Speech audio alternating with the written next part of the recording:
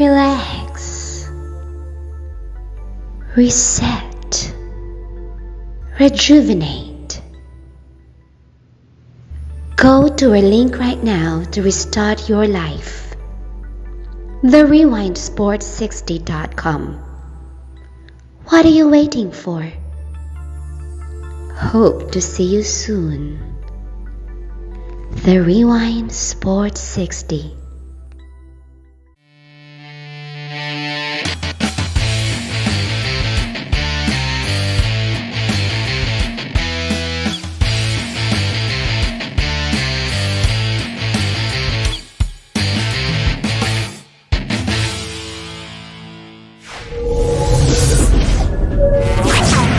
The Rewind Sports 60.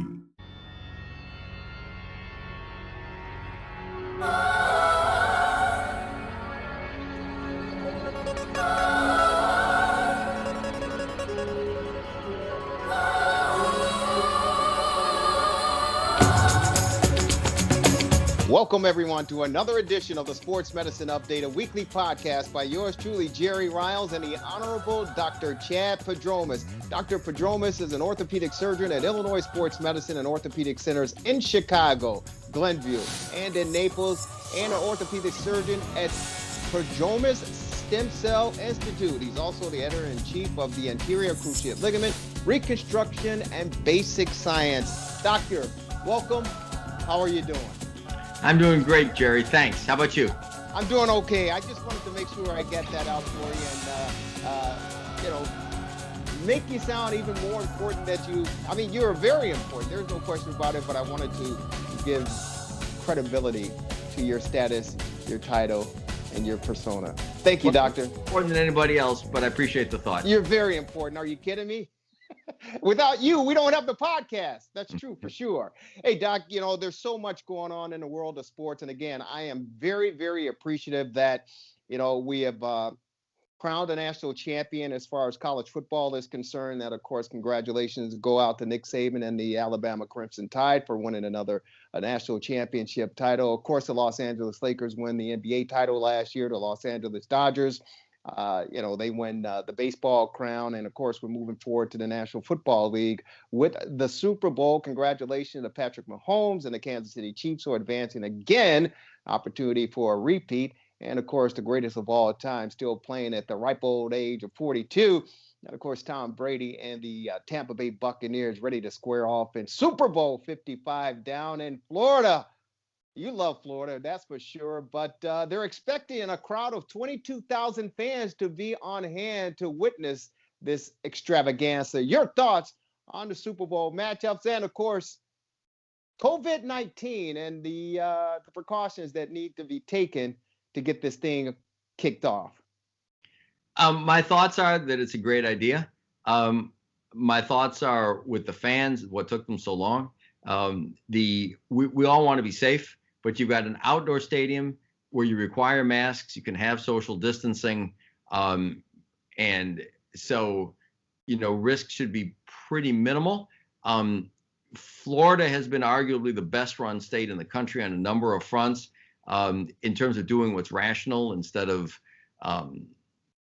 politicians being overprotective for whatever reason. I think meaning well, but usually just being not as informed as they could be. So I think it's great. I think it's great. Super Bowl, I think it's a great example of normalcy because, as I say, there's, abnormalcy imposed, I think, beyond what it needs to be. And having this out there where things are closer to normal, still with precautions, is a great example for the rest of the country. No, I think it's great as well. But again, when you talk about the great United States and the independent states as far as how they tackle handling COVID-19 and the virus here in Illinois, we know that the numbers are continuously going down, and the vaccines are available, although it sounds as if they're running short. But as you talked about, the state of Florida just continued to move forward and plow through this. And of course, they're going to be hosting the Super Bowl down there. 22,000 fans. I mean, do you trust people to be responsible? I know we've seen fans in the stands at some of the collegiate games around the country, and some professional games, but 22,000 fans enjoying the biggest game on the stage. Yeah, I do trust people, and I wish politicians trusted people more than they do. There are going to be a few people who aren't going to wear a mask, right? It happens. But, you look around and people, not only I think are most people responsible, I think most people have gotten so terrified by the media portrayal that I don't think it's a problem. And as I said before, it's an open air stadium. You can socially distance. You wear masks. I think it's going to be fine. So here's the big question, Doctor, and it's again the media, the news media, which I'm a part of. I've seen it swayed in both directions on both sides with this new variant that's hit the United States from the UK, now out of South Africa, saying it's more contagious, and the social distancing that we're practicing now, minimum 6 feet, that with this new variant, this new strand, that we may have to take more precaution, i.e. double masking. And it's already hit certain states, South Carolina, here in the state of Illinois, and other states around the country. Do you see that being somewhat of a problem by next week when we get to the Super Bowl, that it may have to have a little bit more focus and attention placed on it? So, Jerry, I don't. I could be wrong. And obviously, I hope it's not a big problem. But this is just one more in a continuous stream of items about new things that purport to say that things are going to be horrible. And so far, they've turned out not to be. I gave the example before about the well-meaning doctor, I think at Penn State, who said that something like a third of the football players are going to have heart problems from this, and they don't. I think more contagious doesn't particularly matter. If it were more deadly, that might matter. But nobody said that. So I think it's just, I think it's a combination of a lot of unfortunate factors. I think bad news sells. It's like I'm kind of weird analogy, but I don't even listen to the weather in Chicago anymore, because every year, 3 times a year, we're going to have a blizzard of the century, and it's going to be horrible. And it's, and I don't mean to minimize it. And there are people that get affected by it, but I don't know, it's Chicago, it snows and it gets cold. And so you just prepare, but bad news sells, right? So I think saying, wow, we've got a new variant, as a teaser for the evening news, it sells. So not necessarily blaming the media. The media's always been that way, so there's that. I think that I've said it before. I think that there are a lot of politicians who get carried away with their own authority. And so I think these provide excuses for them to do more than they should. And, you can go beyond that to various things that sound like conspiracy theories, and who knows, but it's kind of a fact. The more negative things you put out there, and the more you shut down society, the more small businesses go under. Now, that's, everybody publicly agrees that's a bad thing, right? Mm-hmm. On the other hand, there are some corporations and some people that are doing very, very well from this, right? And so there are conspiracy theorists out there who kind of think that it's a semi-permanent situation to make us like China in Asia, where they wear masks forever, and that you're constant. There's always a new variant. There's always a new this. There's always a new that. So the history of this thing has been so egregious and so horrific, as I mentioned last time, with overstating the death, starting with Neil Ferguson at Imperial College and his terrible track record on models, and then applying a bad model to this.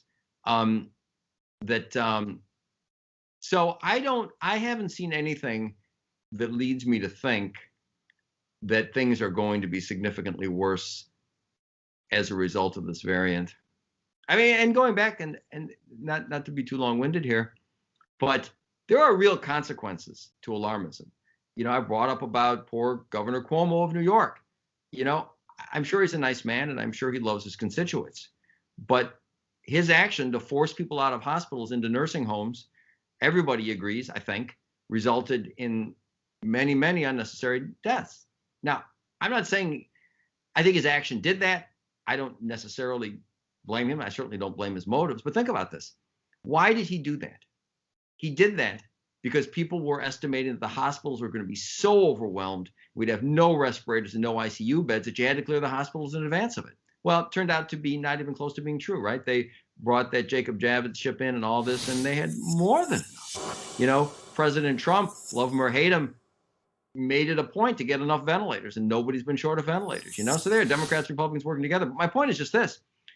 You can just say, well, better to be overly cautious, but alarmism has definite consequences. So alarmism in that case, false alarmism, resulted clearly in thousands of deaths.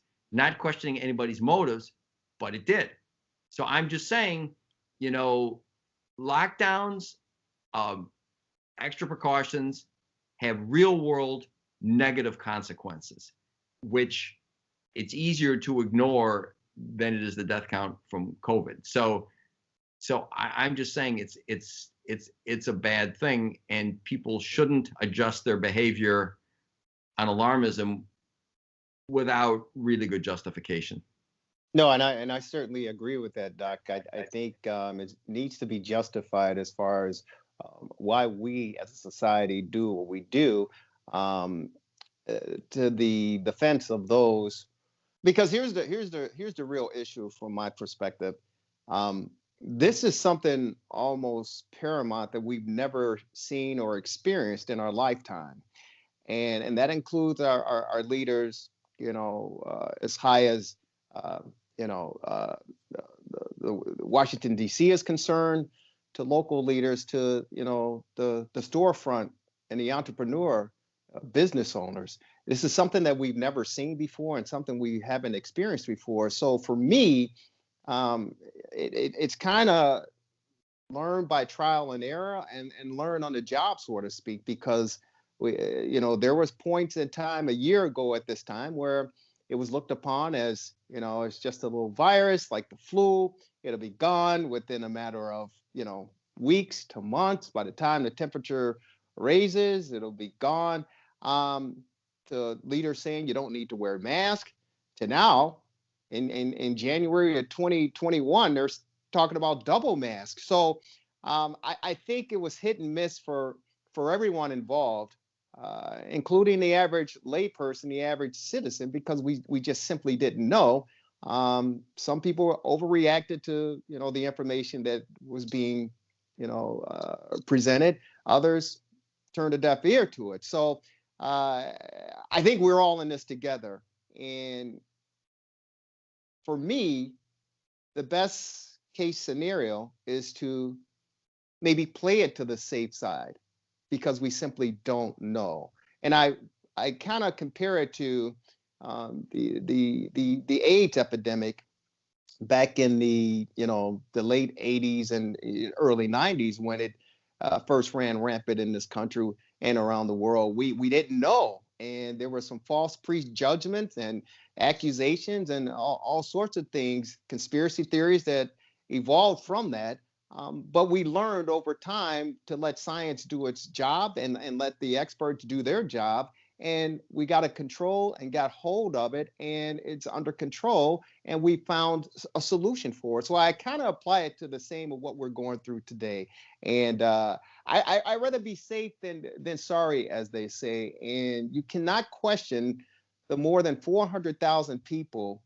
Boy, I guess you can, but the more than 400,000 people that have died from this virus. Whether you believe the number and the cause is another concern, but as of now, we're on a record of reaching 450,000 people to die from this. So for me, and again, I applaud those in the sports world that we were able to watch from collegiate sports to professional sports on weekends to take our minds off of this. But I would not want to be in the shoes of these experts and these scientists because they truly, in my opinion, don't have the answer as well, and they're learning just like we are as we go. My prayers are in hope that we can get control of this thing and get back to some new normalcy. This question, you said be safe. Question for you. Do you think that people, when they lose their business, have adverse health outcomes? Do you think that there's depression and suicide and drug addiction and people failing to go in for health checks and living poorly and gaining weight? So do you think there's a consequence to excessive lockdowns? Yeah, of course there is a consequence. I got a good friend of mine, and he runs Let Us Entertain You. He runs a restaurant in a neighboring suburb of here in Chicago. And when everything shut down, I physically saw his mental state and physical state change because of the pressure, because his livelihood and those that he's responsible for. So I certainly know that it has an effect on those people involved. And I know that there are people who were happy that the state here in Illinois was allowing in dining again.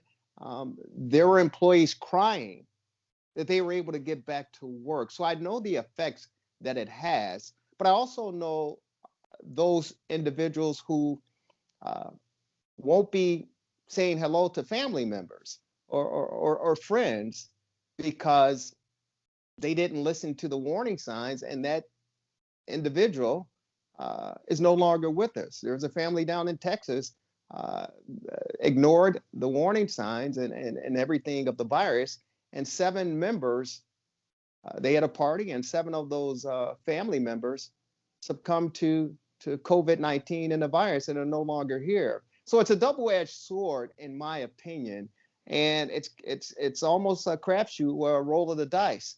How do you approach it? How do you tackle it? I think the NBA did a fantastic job last year by having the bubble and staying strict and stern on the players' comings and goings. Now that they're out and available to travel and go here and there, we see that there's a different approach and a different effect as far as what's going on. So it's a very, in my opinion, very, very difficult decision to make. And I think we all personally have to make that decision, what's best for ourselves and our family and those that we come in contact with. And I'm hoping that, again, the light is at the end of the tunnel and we're close to getting to that light. So the thing of it is, the basic point is that lockdowns haven't helped. And they've compared places that have them and places that don't, and they just don't help. Excessive restrictions just don't. You get consequences, you get deaths, you get suicide, you get mental health problems, you get more cancer deaths because people don't go in for their checkups because they don't want to leave the house. So lockdowns kill people, kill lots of people. That's the one end. In the middle, social distancing, probably masks are good. Okay. At the other end, the things that really would help dramatically are being suppressed. There's treatment that works. Hydroxychloroquine clearly works. Ivermectin clearly works. I had a patient call me today, and I'm heavily involved in this, as you know, and he didn't know anything about it. He said, "Hey, ivermectin's used all over the world." There was a recent court case where a family wanted to get treated with it. The hospital said no, and they sued, and the judge said, "You got to let them," and another place as well. So, why should that be? So what I'm trying to say is this: the middle ground, common sense, mass social distancing, absolutely, and some restrictions, absolutely. But on the one hand, the overreaction kills people, absolutely kills people. So you can't just say be safe, let's overreact and shut down. You're killing people. You just are. So it just shouldn't be happening now. And on the other end, there are things that we could be doing to save lots of lives that aren't being allowed to be done for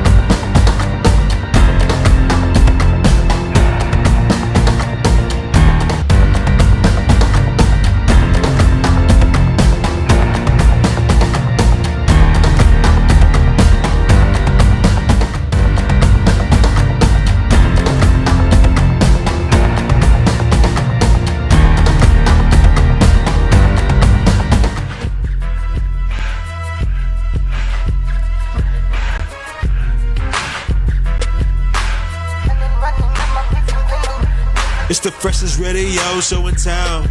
Feeling marvelous, I've been with Jerry Rouse. It's the freshest radio show in town. Feeling marvelous, I've been with Jerry Rouse. WCPT. WCPT. This the coldest boys show.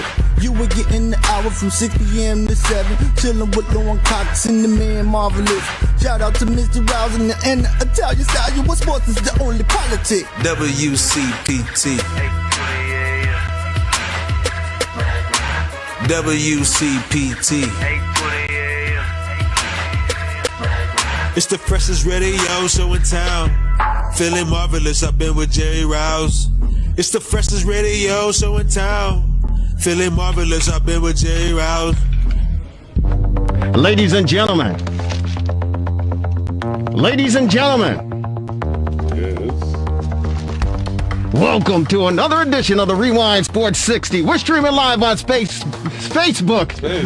Yeah, we're in space as well. Broadcasting from the illustrious studios of WCPT 820 AM in the beautiful, beautiful city of Chicago, a very snowy city of Chicago, in the fantastic neighborhood of Jefferson Park. Ladies and gentlemen, this is another edition of the Rewind Sports 60, the fastest hour in sports conversation. Let's get right to it, ladies and gentlemen. You love him. He's not over at Wrigley Field shoveling the snow on the bleachers. He's not over at Guaranteed Rate Stadium over there shoveling the dugout out. No, he's not doing that, ladies and gentlemen. He's not even over at Soldier Field trying to bail those guys out, even though there's no games over there. He's not at Wintrust Arena. No. He's not at the United Center. Ladies and gentlemen, he's in the studios of WCPT 820 AM. He is the one. He's the only. He's known as the Marvelous One. He's Dan Marvel. What's up, Marvel? Hey, Wintrust Arena. UConn was there today. The women, you know. I think they won by 33, so it was a slow day for them. But I'm Superman, you know. Are you? I've had the first vaccine. I am Superman. No, yeah. There you go. Yeah, pretty soon I'll be able to breathe all over you. Take it easy. Take it easy. When'd you get it and how'd you feel? Thursday, no problem at all. But, you know, I've talked to a lot of people. It's kind of like they ask me where I got it. I say it was bootleg because I'm afraid to tell anybody because it's like gold to find this. It's like some people are trying online for hours and they don't get anything. But I got clued in because my daughter's a teacher, so she helped me find it. Oh, really? Yeah. Because they were out in, was it Elk Grove yesterday at Hawthorne, the school district? Yeah. And my pharmacist from the Walgreens out in the Wheeling area on Dundee Road, she was actually one of the people distributing the vaccine to people. Well, I walked into my local Walgreens before all this, and they told me to get lost. They don't have it, so I went online and get out of here. Yeah, we ain't got it. But I would ask people to, when they can, to take it because it's going to end this thing more quickly. Yeah, hopefully, it's going to end this thing more quickly. And of course, they're fighting back and forth in Congress as far as our lawmakers are concerned, as far as the amount of dosages and all of that good stuff. But I think for the most part, if you can get the vaccine, certainly step in line and take care of yourself. But as important, if not more, mask up. Distance yourself. And this snow has been able to help people distance themselves for sure. And if necessary, double mask. Double mask, yeah. By the end of this year, we're going to have to wear a whole helmet. Yeah. And a visor. Yeah. But please, stay safe. Wash your hands. Mask up. Double mask if you have to. And certainly social distance. Because we can get past this. And as our president, the current one, said, hey, listen. It's going to be kind of tough. It's going to be kind of bleak. But we can get through this. And Dr. Anthony Fauci, along with the president, said we can manage it. We can get through it. Even with the 3 additional strains, variants that have hit the United States.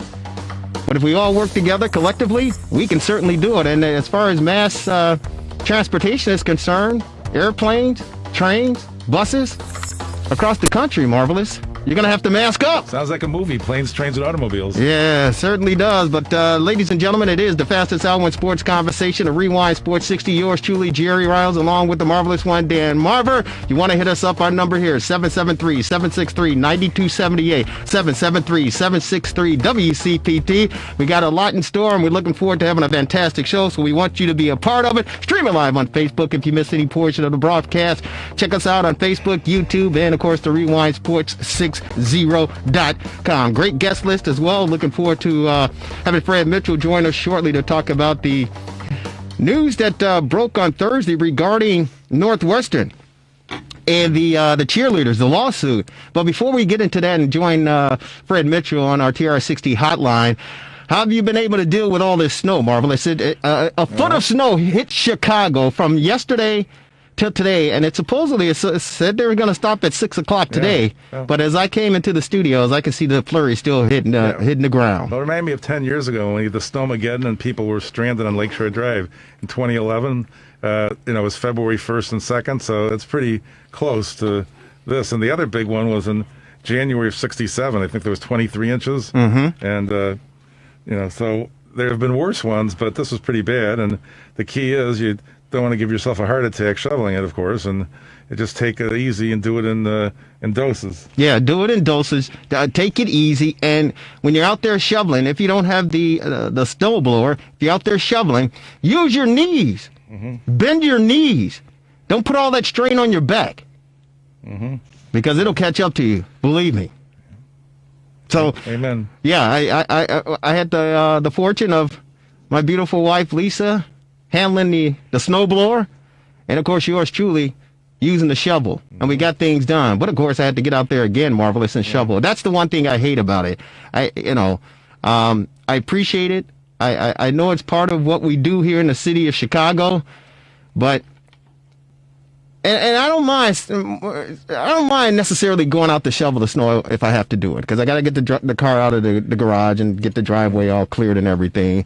But I really don't like going out 2 and 3 times to shovel. Well, they do a great job in Northbrook, for example, of clearing the streets. But then the problem is you have a 10-foot wall at the end of your driveway, and then you get rid of the wall, and then you get more snow, and you have a 5-foot wall. So. Yeah. Well, the thing that I don't like, and I know the boys in Wheeling, they do a fantastic job. Pat Horker, the village president, he's up for election again coming up soon. So good luck to him. But the boys that handle the crews in the Wheeling area, they do a fantastic job. But I don't like the fact that they're plowing the streets, but they're pushing that snow right up on the driveway, and I got to get right. And it's heavy snow, Marvelous. It's not the powdery stuff that's coming from this is the heavy, dirty stuff. Yeah, my sister used to live on the end of a block by a busy street, and boy, did she get it. They'd really pile it up off the main street right into her driveway. Wow. So, hey, all of you out there, stay safe, drive safely. There are a couple cars on the road coming in on 294 to Tri-State South, and there are a couple cars that ran into the ditches. Drive safely. Take your time. You will get there. But be careful, be cautious, be polite, and just get there when you get there, but drive safely. We want to make sure you certainly do that. We already got a phone call. Let's go out to Ed calling from Ed. Ed, where are you calling from, buddy? Rankin, Illinois, downstate from you about 95 miles. That'll boy. How are you? You all safe and sound inside? Yes, sir. We didn't get near as much snow down here.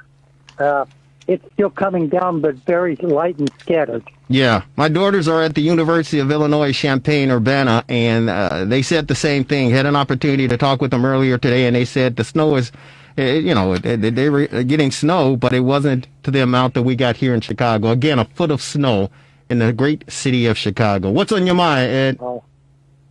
Yes, Hank Aaron, and I know he was playing in the lower market areas, and no doubt written through the years that he wasn't given the attention or recognition that he deserved. Came up in 54, and my statement may be arguable, but in 56, the Braves might have had the first all-black outfield in the major league. In 56?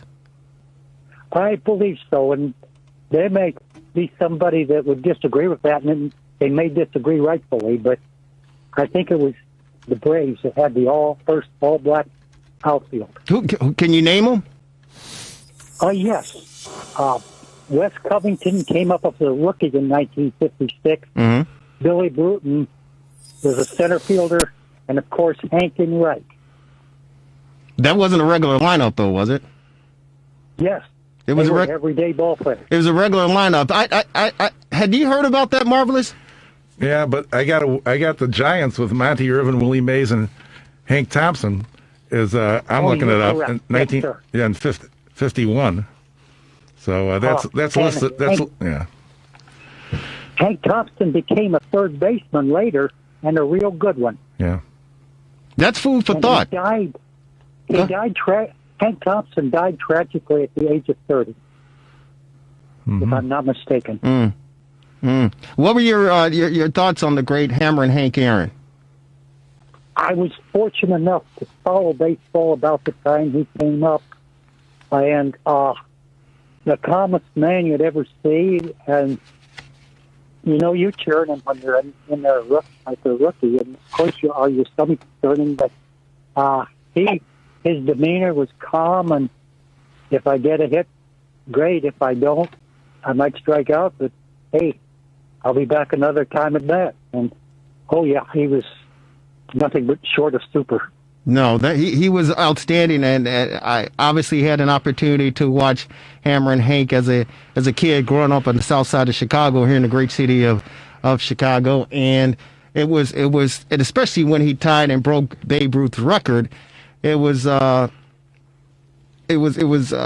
overwhelming for a young black kid to be able to watch this black man, and kudos to television back during that time, because they kept a track of Harry Aaron closing in on the Babe's number, and once he did it, he received the praise and the accolades, and it was kind of scary at the time, because back in '74 when he hit the homer and he was rounding the bases, you see the footage, the video, historic, where the two white guys jump onto the field and they run, and at one particular time, I think it was Vince Scully, they made the announcement, but I think people kind of like collectively held their breath, because leading up to it, Henry Aaron was getting all these death threats. Absolutely. And people didn't know what these two young white kids were going to do, if they were going to, congratulate them, or if they were going to pull out a switchblade and try to stick them.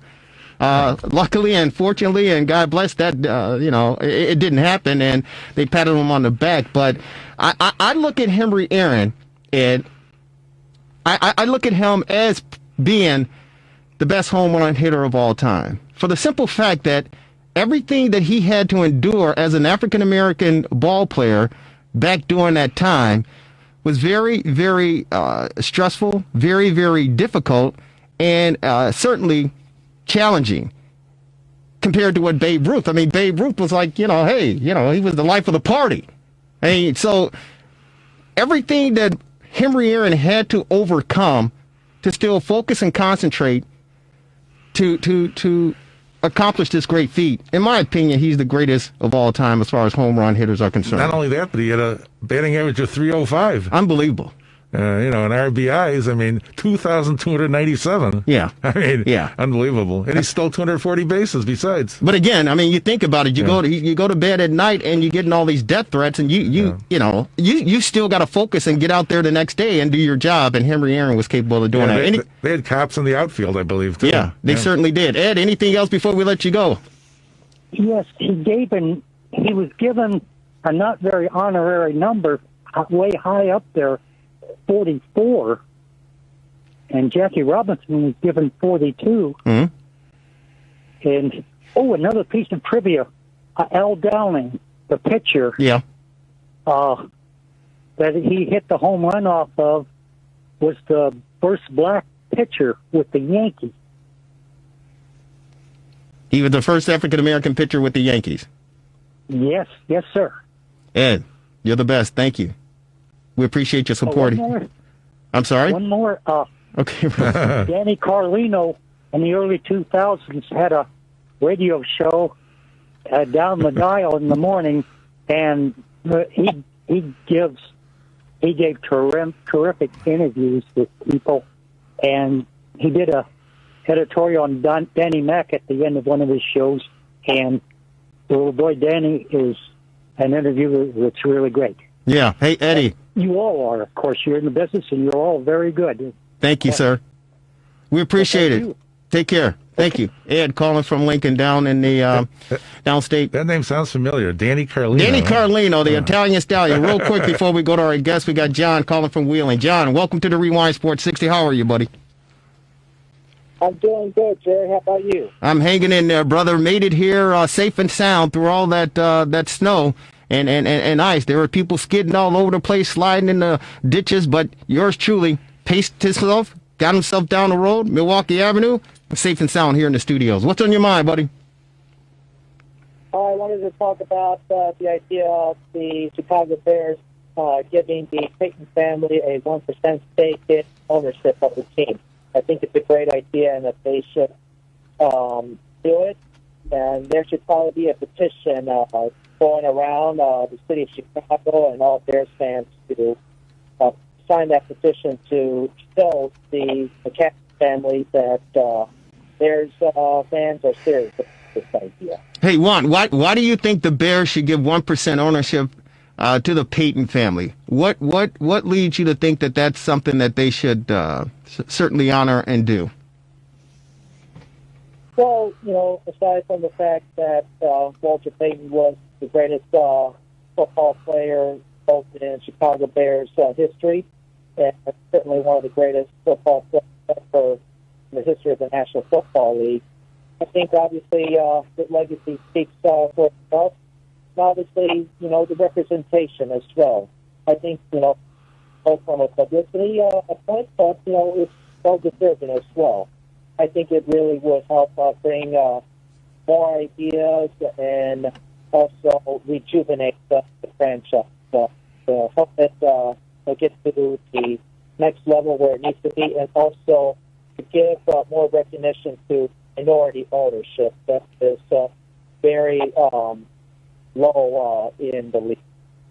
Hey, Juan, thank you so very much. Very well said. And we want you to continue to give us a call and let us know your thoughts and your opinions, because we certainly believe that the great late Walter Payton and his family, his son and daughter, Brittany Payton, and, of course, Jared Payton, certainly should have at least 1% ownership of the Chicago Bears. Thanks, buddy. We'll talk to you. Stay safe.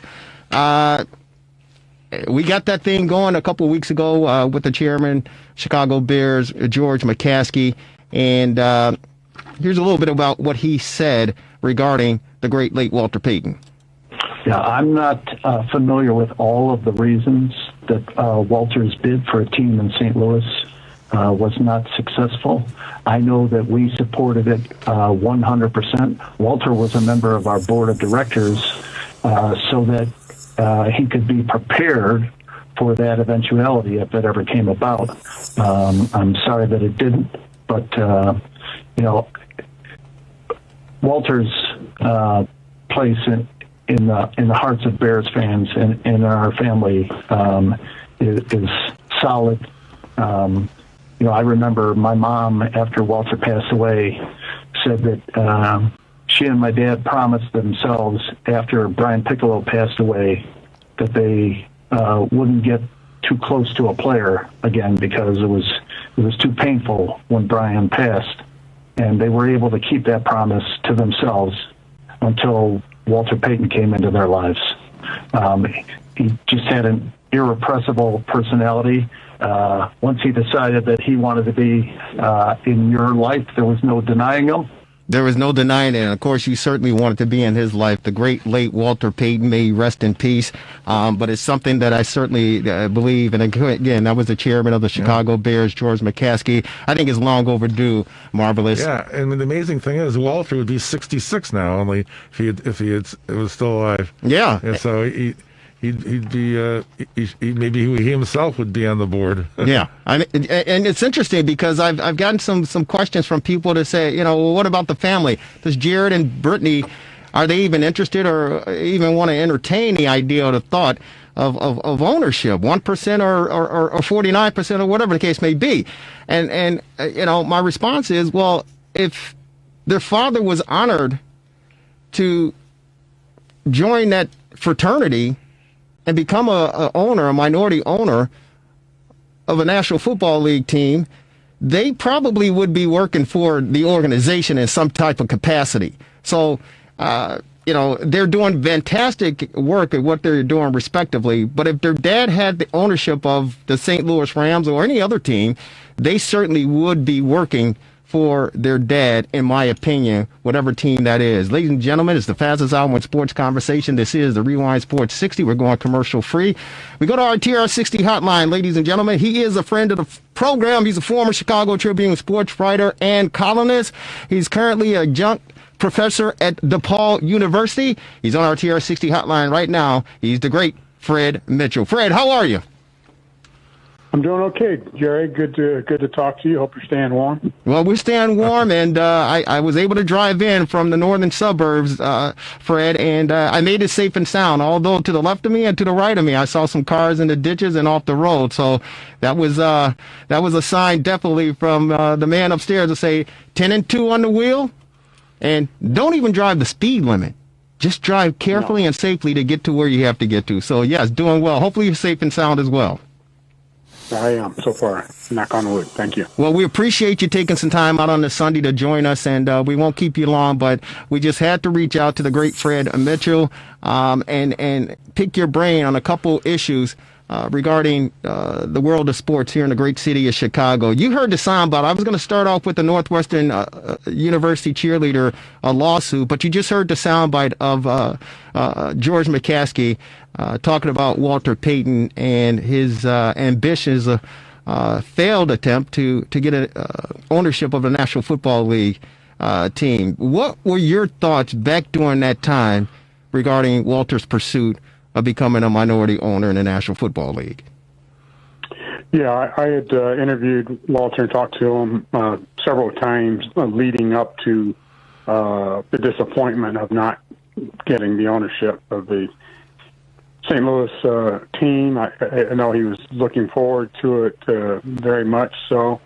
I think so many professional athletes, after they retire, especially the great ones like Walter, look for something that can provide them something close to the excitement and energy that they had when they were playing. Seldom do they find that, but Walter thought that ownership of an NFL team would provide that. As you recall, he was involved in a number of things after his playing career. He was in the auto racing business, and he was in manufacturing business, and he was on the board of the Chicago Bears. He was doing quite a bit trying to find that niche. So I just do remember how much he was looking forward to becoming the first minority owner of an NFL team in St. Louis, and it was disappointing to him not to get that. Yeah, it certainly was disappointing, not only to him, I'm sure his family members, Connie and the kids, and even Eddie Payton. We had him on last week, Fred, and asked his thoughts on the possibility of should the Bears offer a 1% proposal to the Payton family. And Eddie said that certainly Walter was disappointed. And the disappointing thing about it is the fact that Walter knew the work that it took and what he had to put into it to accomplish that. And of course, he had the financial backers. And you talked about being on the board of the Chicago Bears. Walter did that to learn as much as he could the ins and outs and the behind the scenes doings of running a professional outfit, and for him to come up short it certainly was it was a crushing blow, no question about it. Real quick, I'll give you the response of George McCaskey a couple weeks ago when we posed the question to him regarding 1% ownership of the Chicago Bears for the Payton family. Well, we think the world of the Payton family, Connie, Jared, Brittany, and so proud that they are still members of the Bears family after all these years. Just think the world of them. I can't speak for Brittany, but I know we can't afford Jarrett. That guy, his demands would be too. I'm kidding, of course. I have a great relationship with both of them. They're absolute naturals on the air, and just a great family. We think the world of them. And that is George McCaskey's response regarding the question. And, you know, some people have also asked, Fred, and we're, well, what's the money factor regarding this? And my response to them regarding, this idea is the fact that I don't think the money is the issue. I think for all the contributions that Walter Payton, blood, sweat, and tears that he gave to the organization, and Papa Bear George Halas loved him like a son. But for everything that Walter Payton did for that franchise, did for the city, and his accomplishments around the league, he to me, again, he deserves, his family deserves consideration. And the fact that we're still talking about something like this in 2021, and we see the amount of African American head coaches who were not hired for 7 vacancies, only 1 with the Houston Texans, the qualifications, the African American athletes in pro sports and pro football, they're there. But there's still the Rooney Rule that has to be addressed in 2021. So in my mind, in my opinion, it's definitely long overdue, and no amount of money can pay tribute to what Walter Payton means to the Bears, this city, and the National Football League, Fred. Yeah, I mean, I think all you have to do is look at the Walter Payton Award, which is, and most prestigious NFL award. It's they market it and support it throughout the league. You hear it during most every NFL game. The man of the year nominees from each team, and talk about the community service aspect of the award more so than the playing part of it. And that, shines well on the Bears as an organization, as well as Walter and his family.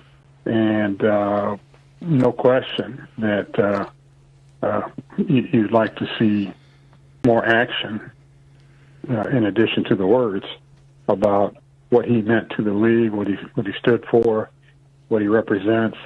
All of those intangibles should manifest themselves to the point of action. So there's been a lot of talk and a lot of sort of awakening in America over this past year, and all the terrible things and tragedies that have happened and that have come to light.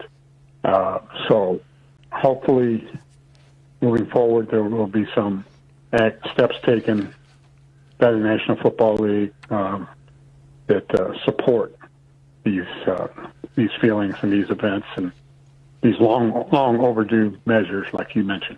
Hey, Fred, this is Dan Marver in the studio. How you doing? I was reading your bio, 41 years of the Tribune. That's remarkable. And I think there's a little known fact. Is there still a Fred Mitchell Award for the nation's top collegiate place kicker? Yes, there is. Yeah.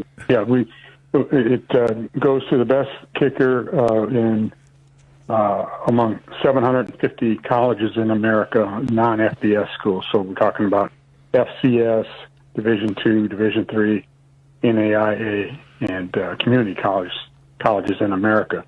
This has been in place since 2009. This year, unfortunately, we did not have a season during the fall for the smaller schools. So I really missed Yeah, I missed see. that. Yeah, But, the Missouri Valley starting part of the criteria. up. Yeah. Mm-hmm. Go ahead. Part of the criteria is kicking in community service. Yeah. Yes. And the FCS, the Missouri Valley starting a spring season in 2 weeks, so that should be interesting. See how that goes. But some of them are doing a spring season. Yeah. Hey, Fred, we know your time is short, and we appreciate you taking the time out. We got a transition regarding this latest news, the lawsuit that came out that was announced on this past Thursday. Northwestern University, former cheerleader, alleged that there was inappropriate sexual activity and conduct taking place while she was a cheerleader there, and so she filed a federal lawsuit against the Northwestern University. Marvin, I don't have the story in front of me. You want to share a little bit of information? Well, the woman's name is Hayden Richardson, and basically it says that her complaint is that he had repeated instances where she said she was groped by drunken fans and alumni during university-sanctioned events, alleging the cheer team's head coach required female cheerleaders to mingle with powerful donors for the school's financial gain. And then actually the story was backed up by a second individual, I believe, by the name of Erica Carter, who says that this occurred between 2016 and 2018. So it's not an isolated incident, apparently. And obviously, you think of this as maybe something you'd see at Alabama or someplace like that. So maybe Northwestern's made the big time, but this is terrible. Your thoughts, Fred? Yeah. I mean, obviously, I don't know the exact details and what has been submitted, the complaints, when they were submitted, any of those details to verify. But I will say that if this indeed did happen, it's reprehensible. It's not part of what the cheerleaders sign up for when they want to cheer for their teams. I would not be surprised to hear similar stories throughout the country, unfortunately. And, a lot of times these cheerleaders are asked to make appearances at fundraising events,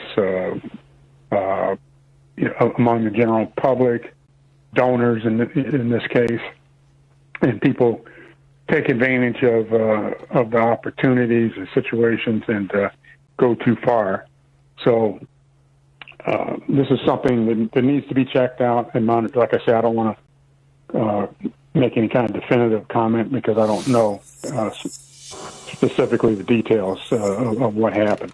Yeah. But if they did happen, it's somebody needs to be accountable for that. There's no question about it, and I certainly agree with you. Someone definitely needs to be held accountable, and of course we don't have. I mean, right now it's her, word against theirs, so to speak. But I have two daughters at the University of Illinois currently right now. One a junior, one a senior, both studying engineering. And before I sent my kids off to school, they know what to do, what not to do. If there's if there's some type of questionable situation occurring, certainly get away from it. But they know how to conduct themselves, and they know when someone is not conducting themselves. And so as a parent, I hand my kid off to the university, but I prepare my kids for the experience. And again, we understand that it's college, and that's where, kids are going to learn and grow and experience and all of that good stuff. But when you talk about responsible adults, and in this case, boosters, it doesn't matter if the girls are, the cheerleaders are asked to attend an event, to help encourage these boosters to, sign a check. We get that as part of the program. But I think these boosters, they need to conduct themselves right and wrong. And I'm not pointing out the finger at Northwestern University. Marvelous touched on it. We know that these sort of things happen all around the country. I think it's the adult in us that need to be responsible and understand that there's a line that you don't cross, especially when it comes to, college-age kids and college-age students and females. And you have to conduct yourself in a professional business manner. And she's alleging that alcohol was even encouraged for her and the other cheerleaders to, indulge in, and they were underage. So it is a very, very fine line, but I do put the responsibility on the adults because that's who they are. They are the adults, and they need to take full responsibility for their actions. Real quick, No question about it. Real quick before we go, we got to ask you about the Bears, Deshaun Watson, Fred. You've been covering this team and in this town for many years. You've done outstanding work. You're award-winning sports writer and columnist. When they talk about Chicago Bears and you talk about quarterback, the name that comes around first is Sid Luckman. Sid Luckman. Fred, we know what's going to happen or what's not going to happen. But if you had a chance to get a quarterback who his college coach compared to him said he's the Michael Jordan of football. Yep. If you had an opportunity to get this guy, because I think the Bears are one quarterback away from advancing in the playoffs, because they made the playoffs based on this system this year. Would you throw all the marbles in there to get this kid, Deshaun Watson, knowing that he is somewhat available, said he wanted to trade? How would you handle that situation? Well, I would do more than just kick the tires. I would, say, what does it take? What would it take to acquire him? It's obvious that the most glaring missing link in the Bears is the quarterback position, and it's been that way for quite some time. And we get excited over the years when you get somebody like Jay Cutler, who was turned out to be average at best, and you just wonder, well, what would it be like if you had a Aaron Rodgers type quarterback, like or Brett Favre type quarterback, or anybody who was exceptional at that position. And Deshaun Watson, the Bears and other teams, made the mistake on draft day as far as not taking advantage of getting either him or Patrick Mahomes. This would be a chance to redeem themselves. And as I said, what would it take to get this guy? He's so young, and this has so many tools that you can only imagine how he would be embraced by the city, by the team, and be a key part of the organization for many, many years to come. Yeah, to me, it's almost a no-brainer, and I understand, he comes with a lot, and you don't have much cap space, but for me, and it's unfortunate, I think that it's just business as usual as far as the Bears brass and operating, but with this situation, because I truly believe, Fred, and you can correct me, you've seen a lot more football than I have and played a lot more football than I have, but I truly believe with Nagy's system, and with the players, David Montgomery, Tariq Cohen, when he comes back, I don't know what's going to happen with the wide receiver position. The line, I think if they stay together, I think they could form to be a very, very good unit. I think they're a quarterback away from really being a respectable offense week in and week out. They're a quarterback away. Yeah. To me, they got it. They would have to. I don't know. I would do it. Yeah, I would definitely do it. I mean, like I said before, he's got all the tools, both as a passer, as a runner, just a big playmaker. He doesn't hesitate. The one thing that I look at when I look at the great quarterbacks is that they make their decisions quickly. Aaron Rodgers gets rid of the ball immediately. He knows where he's going with the ball. Mm-hmm. Brett Favre was the same way. Tom Brady's the same way. All the great quarterbacks are able to do that. They don't sit back in the pocket for 5 or 6 seconds looking around, surveying the field, and forcing something to happen after that. So that's sort of a savvy attitude that a quarterback has to have, sort of an innate ability. And you can see Mitch Trubisky is as hard as he tries and as earnest as he is, and as however much time he spends in the film room, all these things are great. But his instincts aren't the best on a consistent basis. He has his moments, but I think it's a combination of getting the right quarterback and also Matt Nagy growing as a coach, and whoever ends up calling the plays next year has to be very cognizant of who the quarterback is, what his skill set is, and what situations you want to put him in. Because I blame Nagy as much as anybody in the first couple of years of Mitch Trubisky for asking him to do some things that he wasn't comfortable doing, had not enough experience doing, and you have to really be aware of your players and your talent on your team and make the most of it. And that includes play calling and having a healthier balance of running and passing. All of these things come into play. Real quick, here's what Mayor Lori Lightfoot had to say about the Bears' offense and Mr. Trubisky. Is Nick Foles the answer?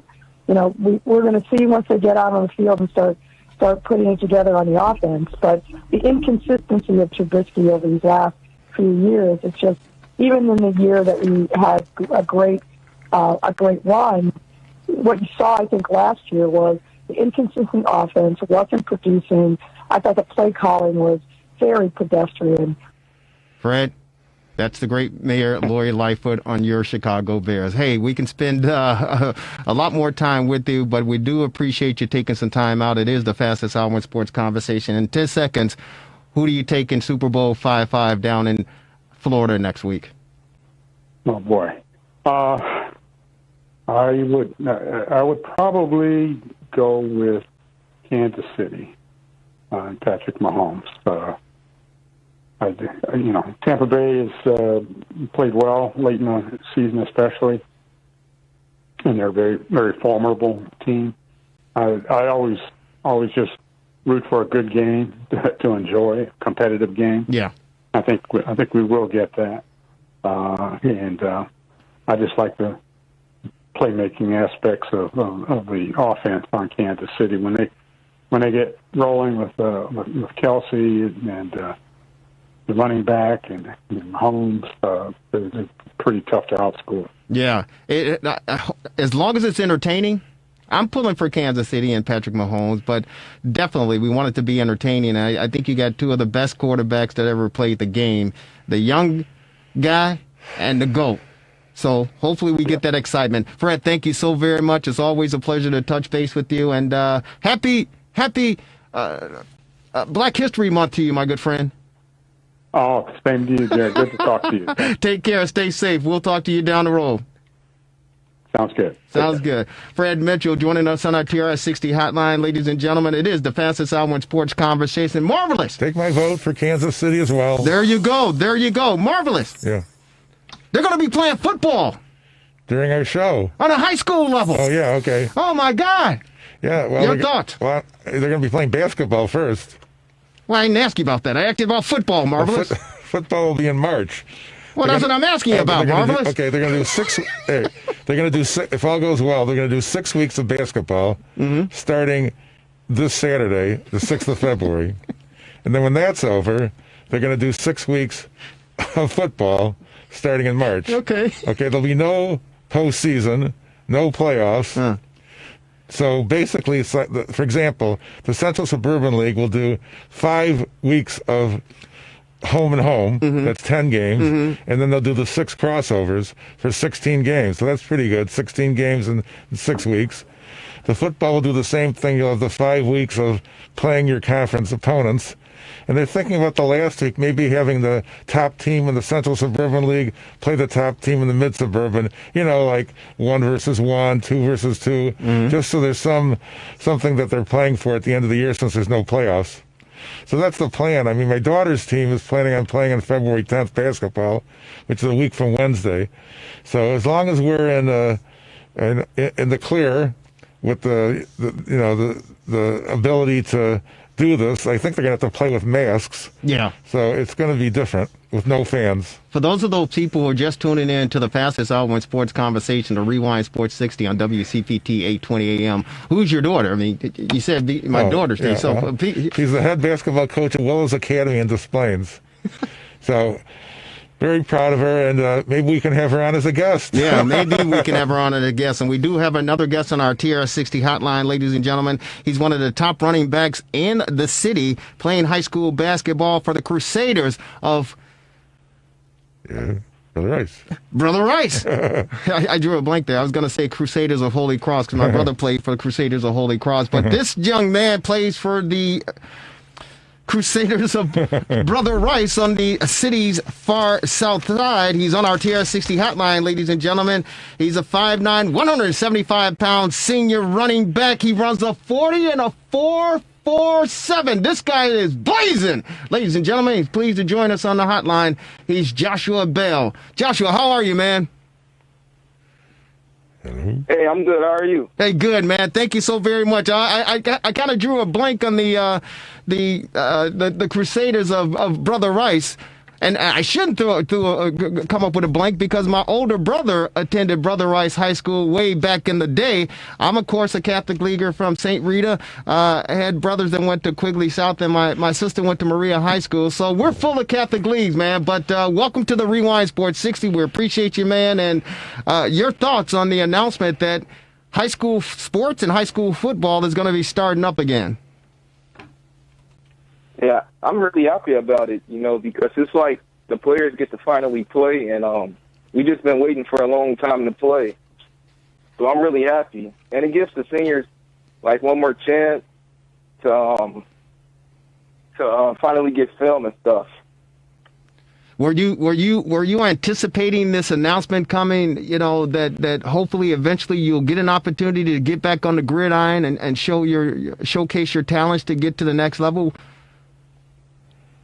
Yes, yeah. I always believed it was going to happen. My coaches, they really had faith in it, and it gave us, my teammates, and me faith that we was going to eventually have a season and everything. Hey, Joshua, this is Dan in the studio. With the weird season and all with the COVID, how did that affect your recruiting? Well, it didn't really affect it that much. I've been talking to two schools mainly. I narrowed it down to two schools. The University of Dayton and University of Valparaiso. So I'm really talking to them too. But I'm pretty sure once the football season began, I'm going to talk to more colleges. So I'm happy about that too. No, we're happy about that too as well. And Dayton and Valpo are pretty good programs, no question about it. But as a kid growing up, is this part of your dream, your goal to play high school sports in the great city of Chicago at a top level, but also to showcase your skill set at the next level, as far as college football is concerned? Was this what part of your goal, your dream as a young kid growing up? Oh, yeah. I'm pretty sure that's like every kid's young dream who plays sports to make it to the next level. And what school was that you wanted to play for collegiately?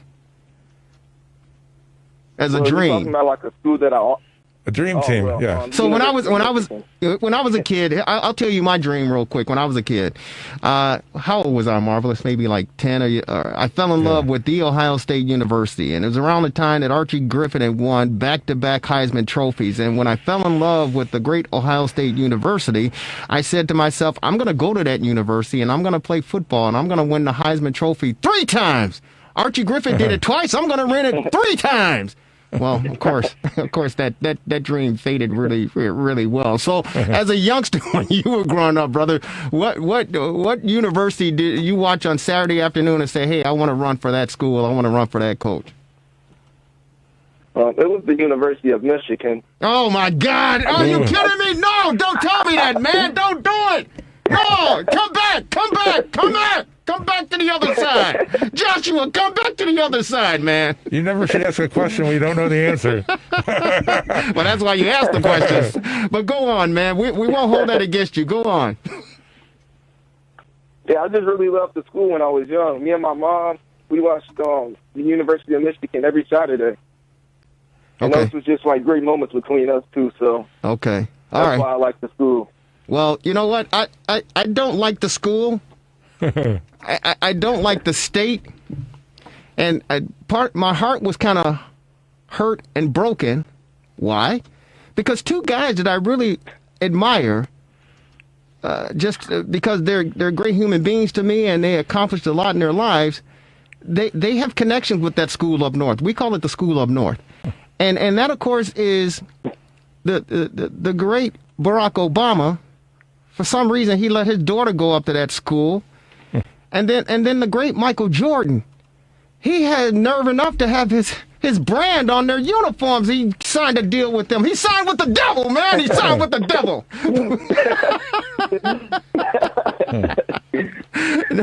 But we won't hold that against you, brother. Hey, listen, before we let you go,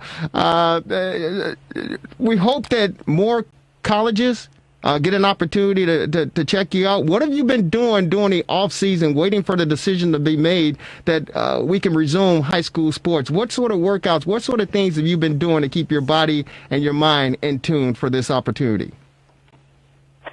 Well, I've been running the hill by my house like every day or every other day. Mm-hmm. And then I have like a bench press and squat rack in my basement. So I've been bench pressing and squatting. And I just really been working on my footwork, really. No, that's very key. And so at the next level, you talked about Valpo and you talked about Dayton, who are really, really heavy in recruiting you. Will it be at the running back position? Because you're a two-way athlete, and I believe, and you're the captain of the football team. Congratulations! But are you also the middle? Are you also the middle linebacker on defense as well? Well, I played the sophomore year, but my main position is running back. Okay. And what's your how do we say it, Marvelous? What's your skill set? Because we see David Montgomery running for the Chicago Bears, and when he gets the rock, he's just a beast to reckon with. We see Tariq Cohen when he gets the rock, he's kind of one of them speedy, the little gadflies that you want to just smack, but you can't catch up to him. What's your forte as far as running the rock? Well, I believe I'm a very hard runner, and I'm very patient, I let, my old lineman block first and, just look at the play. And I'm very fast, too. Yeah, hell yeah, you fast. Excuse my language, but you've heard worse, believe me. You playing football in high school in Chicago, you've heard worse than that. But you run a 4.4 740. That's real speed. Quentin Demps, you remember Quentin Demps? He played for the Bears for a couple years, whatever. But he's a co-host on the show. That Quentin Demps made it to the pros. He runs a 4.45 40. Wow. Yeah. Wow. I ran a 4.5 40. So you're in good company with the 4.47. Yeah. Yeah. I don't run that fast. So it says you're 5'9", 175, Josh? Is that about right? Yes, sir. Yeah. Yes, well, sir. I know that the Pioneer League, I think we need to get you as a full scholarship at a place like Miami University where I went. Oh, Marvelous will put in some good words for you, brother. He'll put in some good words for you. Hey, man, before we let you go, and we appreciate you taking some time, say hello to your father, Tracy, and, of course, your uncle, Reggie. It's just, you're a friend of the program, man. You're a friend of the program. Now, football isn't your only gift. I understand you're pretty good with the bowling ball. Share with our listening audience what you just did on Friday, man. Friday, I had a 279, and yesterday, I had a 289 again. For the Brother Rice bowling team, right? Wow. It's good. Correct, yeah. I was one more frame away from a 300. Are you kidding me? That's amazing. Have you bowled a 300 before? No, I always came close. Wow. 9 or 10 strikes in a row, and then I messed with in the 10th frame. Mm-hmm. Yeah, and I'm going to eventually get it. Wow. Well, I feel it. Man, God bless you, brother, and enjoy your youth, and dominate as much as you can, man, because it goes by fast. But keep running, keep lifting, and get on those books, brother. You go to Brother Rice. That's it's a Catholic League school. Very, very good, brother. Keep it going, and the sky's the limit for you. Okay, thank you very much. You're the best. Hey, brother Josh, We appreciate you, man. Stay safe. All the best to the family. Take care, man. Marvelous. Yeah. It's the fastest hour in sports conversation, brother. Do we have to go back on the road now? On the road again. Seems like I'm always getting back on the road again. Hey, ladies and gentlemen, it is the fastest hour in sports conversation. If you miss any portion of the Rewind Sports 60, make sure you check us out on Facebook, YouTube, and, of course, the RewindSports60.com. If you have Comcast in the northern suburbs, on Wednesdays at 7 o'clock, Channel 17, Channel 19, and Channel 35 on Comcast. Marvelous. Anything before we let you go? No, I mean, we'll be doing this. We'll be underway with the Super Bowl next week when we're here, so it should be an exciting game. But don't miss us either. Don't miss us at all. Thanks to our great producer, Devin Tingle. Lauren Cox, stay safe. Q, the 17th letter. Quentin Demps, talk to you, brother. Peace out, everybody. Stay safe.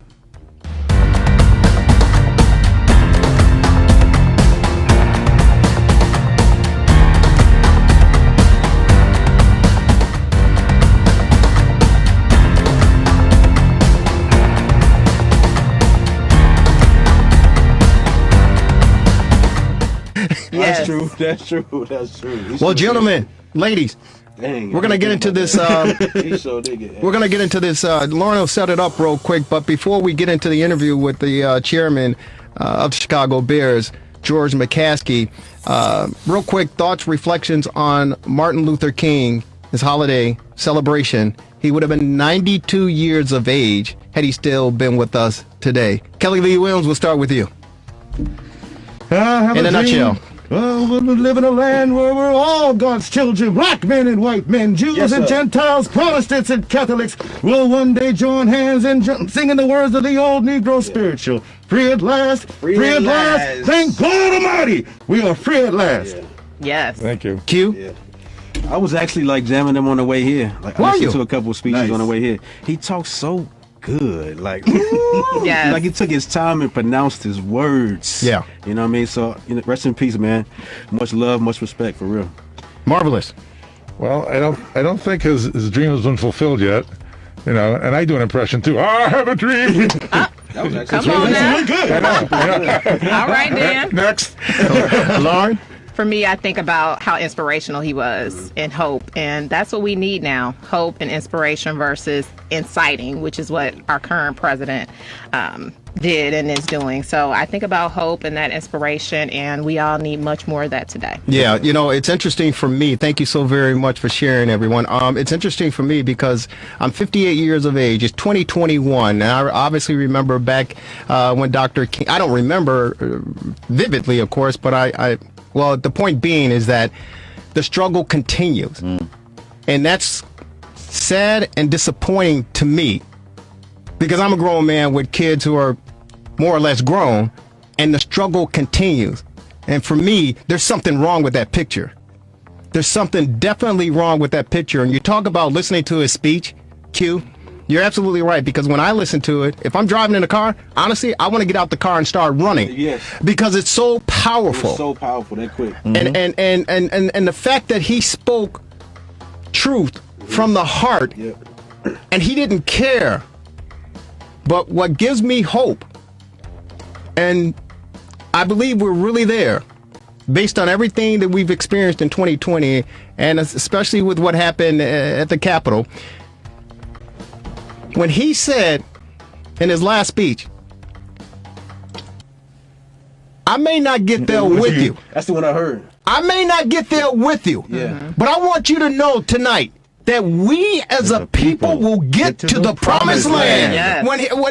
When all of this stuff started happening, I said, okay, we're there. The reckoning is here, Jerry. We're there. We're here. And ladies and gentlemen, those of you listening to WCPT 820 AM, the Rewind Sports 60, listen, it's got to happen. Everything that we're experiencing and seeing, it must take place. But you have to stay focused. You have to pray up, stay prayerful, keep the hope, and let God's will be done. That's it. Let God do his work. Yep. That's all you have to do. Now, all of you fools out there running around, going crazy, screaming, ah! Hey, listen, you better get right with yourself. But when Martin Luther King, that resonated with me. I may not get there with you, but we as a people will get there. We're on the move. I've been to the mountain. Yes, sir. He said, I've been there. Been there. Yes. It's over, ladies and gentlemen. Prophesizing his own assassination, really. Pretty much. He did. Yeah, Lauren, you want to set this up, George McCaskey? Absolutely. Chicago Bears chairman George McCaskey was on our show today, and I asked him about the quarterback situation, which we all want to hear about. So let's hear George's thoughts on the Chicago Bears quarterback. George, I want to talk about the quarterback situation here. Mitch, obviously, we don't know what's going to happen with Mitch, but in the event that he doesn't come back, are you open to a possible Watson trade? Sam Darnold is on the table in terms of possibly being able to come to Chicago. Derek Carr, we've got some free agents. Ryan, Dak, Phillip Rivers, we don't know what he's going to do. What are your thoughts on the quarterback situation in Chicago, and are you prepared to make some changes such as that I mentioned before? Well, all of that, Lauren, is going to be part of, as I said, our end of season evaluation. And again, Bears fans should feel good that I'm not involved in the decision making as far as player personnel decisions are made. I'll say this about Mitchell Trubisky. I can only speak to him off the field. And off the field, he is an outstanding young man. He works hard. He has a passion for the game of football. He loves the game. He loves his teammates. His teammates love him. And I could not have asked for more of a Chicago Bears quarterback off the field than Mitchell Trubisky has given us. Wait a minute. All those attributes that you just shared regarding Mitchell Trubisky, I some people may argue, but I think I have those attributes. I really believe I had those attributes, George. You think that I could come and suit up quarterback, Ralph? Well, I think, you know what, George? I think I can grab the football and dump it over to David Montgomery. I think I can do that. I think I can flare it out to Mooney. I think I could try to do that. And if you want me to go deep downfield, maybe a 30-yarder or 40-yarder, you know what? If I get my arm loosened up a little bit, I think I can get downfield. I might just be able to do that for you. Well, I can always count on when I'm sitting in the stands watching the game. You see a play on the field and you hear some guy behind you say, "Man, I could make that play."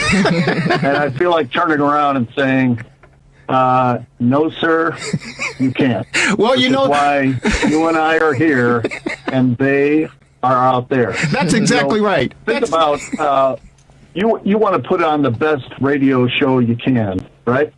And you come to work every day to excel. Well, how would you like it if there were somebody on the other side of the board who was doing everything he could to make sure that you did not have a successful show? He was, sabotaging the computer, the cart machine, whatever you got going over there. Everything that you were trying to do, he was doing his best to make sure that didn't happen. It's not as easy as it looks. I understand we need to play better. I understand we need to get more wins, and that's our goal. George, this is Dan again here. I know that when you talk about player personnel, it's really going to be in the hands of Pace and Nagy. So, I mean, you're not going to give us specifics, nor could you at this point, as to what might be done. But Lauren mentioned a number of different possibilities which could happen, and I'm sure that you would approve of anything that would make the Bears better. But so, I mean, I guess you can't speak to specifics. Wouldn't that be true? It's all up to Pace and Nagy, isn't it?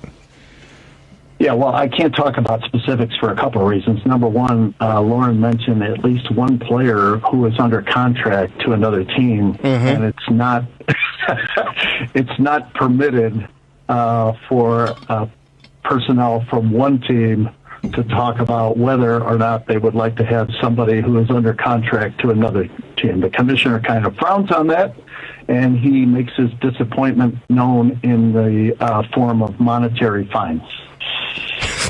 Yeah, he does. He does. We love him.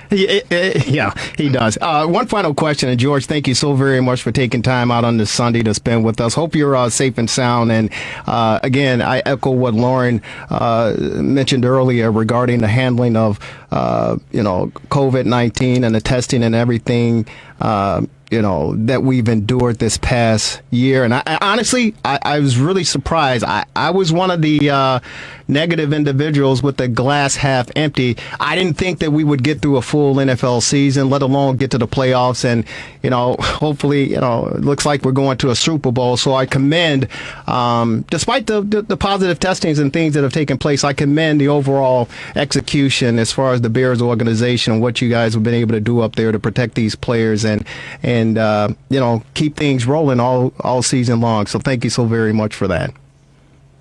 Well, I appreciate you saying that, but it's really a tribute to the players all across the National Football League. We're so impressed with our guys who did what was asked of them in terms of testing, physical distancing, mask wearing, proximity tracing, and then to exercise the personal discipline away from the facility that is necessary to make sure that they were available day in and day out to play games. It's just extraordinary when you look at some of the problems that are already occurring as the NBA and the NHL try to resume play, and hopefully baseball very soon.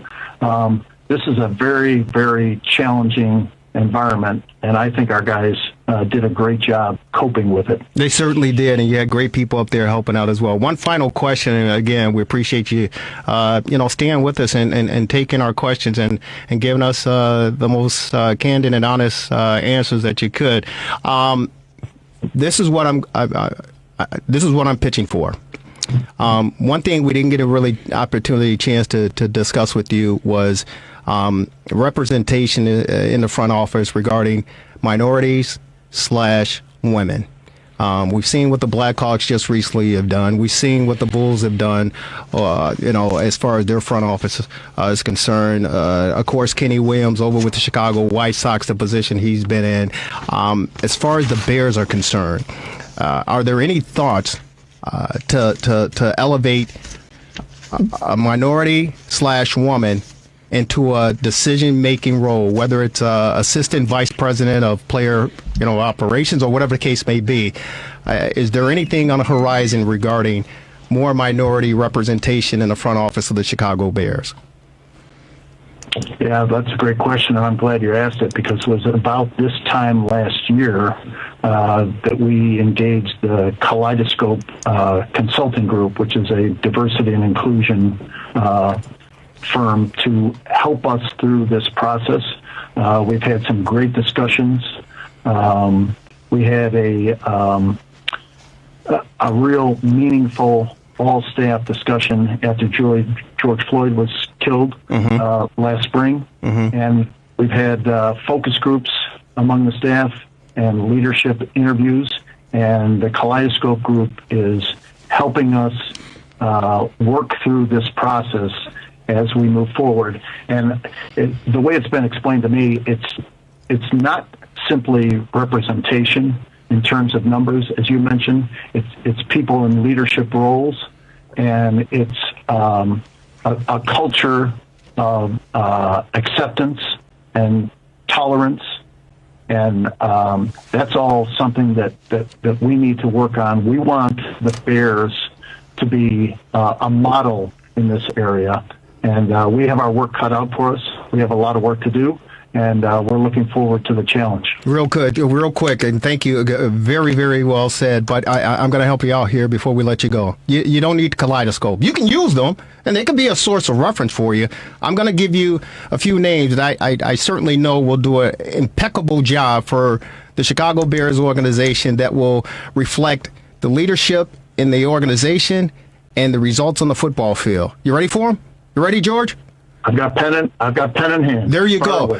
You know all of these people pretty much for the most part. Bruce Heron is the first name I'm going to give to you. Bruce Heron, and I'm serious about this because he's been interested in the past to work for the Chicago Bears, a former linebacker, number 51, back in the day, played with the great late Walter Payton, but he was interested in a player personnel position with the Chicago Bears. I don't know if you would reach out and extend a phone call to him and say, hey, we'd like to sit down and talk with you, maybe see if there's a assistant player personnel position for you or something of that organization. But I believe Bruce Herron, with his experience, with his knowledge, and his Chicago roots, would be a great candidate to at least call, sit down, talk with him, and pick his brain about moving the Chicago Bears front office organization into the next realm. And this is another one. The Payton family. I already said. Before you leave that candidate, I know Bruce Sluggo Herron very well. Yeah. I used to pick up his sweaty socks and jocks in the locker room back in the day. He and I go way back. But in terms of any individual, and here's another thing that Bears fans should take great comfort in, I don't tell anybody at the Bears who they have to interview, and I certainly don't tell anybody at the Bears who they have to hire. Right. Sluggo's a great guy, but any candidate would need to be interviewed and selected by Ryan and his staff in the personnel department. Okay, well, just let him. But who's your next name? So here's the other one. Now you have to be sitting down for this one. You have to be sitting down for this one because this is the blockbuster here. Yeah. Here's the deal. Everybody loves Papa Bear George Halas. Because of, we don't even have to say why. But Grandpa Halas loved number 34, as we all do, Walter Payton. May he rest in peace. He has two beautiful children, professional people here in Chicago. Jared Payton over at WGN Channel 9, and Brittany, I believe, is she over at Fox or Channel 2, whatever the case may be. Listen, George, listen, this is what I would recommend. Just me, Jerry Riles. I would seriously consider sitting down, Ted Phillips, sit down with Mama McCaskey, Virginia, and maybe drop a proposal to invite the Payton family in. You can even throw in Eddie Payton, Walter's brother, and offer them 1% ownership of the Chicago Bears to have some type of minority representation for the Chicago Bears and the family. And even if it's at 1% or 10% ownership, and I know that's a lot to ask, but I believe in the contributions that Walter Payton brought to the team, the city, and of course the league, i.e. the Walter Payton Man of the Year Award. I think that's something that should seriously be considered with the Halas family and the Bears organization. And I would extend a proposal opportunity to the Payton family to entertain a 1% ownership in the Chicago Bears franchise. What do you think? Well, we think the world of the Payton family, Connie, Jared, Brittany, and so proud that they are still members of the Bears family after all these years. Just think the world of them. I can't speak for Brittany, but I know we can't afford Jarrett. That guy, his demands would be too. I'm kidding, of course. I have a great relationship with both of them. Mm-hmm. They're absolute naturals on the air, and just a great family. We think the world of them. Well, the one reason I posed that question, George, is the fact that you know that when Walter, before he left us, he put a bid in to become the minority owner of the St. Louis Rams, I believe, at the time. And the vote came in, and he was denied. And he was crushed. He was devastated. And many of us were, especially in the black community, because of what he brought to the game. But he was devastated and shocked that the owners around the league did not consider him to become a minority owner in the National Football League. And so, we talk some 30 plus years later. When did he pass? 22 years, I think, or somewhere around that time. But the point is, Walter. November 1st, 1999. 99, exactly. Those of us here who have followed this team since our infants infancy and our baby days, we truly believe that the Payton family deserves some type of representation or ownership in this franchise organization. I understand there's a lot that goes into it, but it all starts with an idea and a conversation. And so we want to just put that conversation out there for you, to marinate. And it doesn't have to happen tomorrow, doesn't have to happen next year, or, maybe a couple of years. But the point is, that's a conversation I think that truly deserves a little more discussion based on what that family means to the city of Chicago and the Chicago Bears franchise. Yeah, I'm not familiar with all of the reasons that Walter's bid for a team in St. Louis was not successful. I know that we supported it 100%. Walter was a member of our board of directors so that he could be prepared for that eventuality if it ever came about. I'm sorry that it didn't, but Walter's place in the hearts of Bears fans and in our family is solid. I remember my mom, after Walter passed away, said that she and my dad promised themselves after Brian Piccolo passed away that they wouldn't get too close to a player again because it was too painful when Brian passed, and they were able to keep that promise to themselves until Walter Payton came into their lives. He just had an irrepressible personality. Once he decided that he wanted to be in your life, there was no denying him, and we're all the better for it. George, thank you so very much. We normally keep our guests 10, 15, 20 minutes tops at the most. The great Mayor Lori Lightfoot's been a half hour with us. You are well past that, and we want to thank you dearly for taking the time out of your busy I appreciate Sunday. all this time.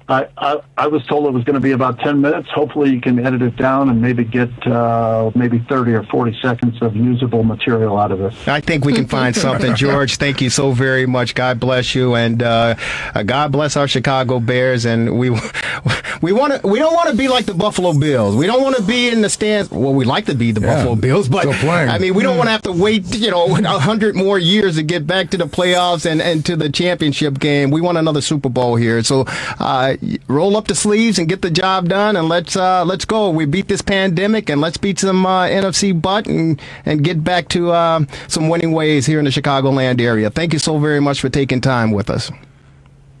We understand the expectation. We're looking forward to the challenge. Go Bears. Go Thanks, Bears. George. Thank you so very much. God bless you, sir. Thank you.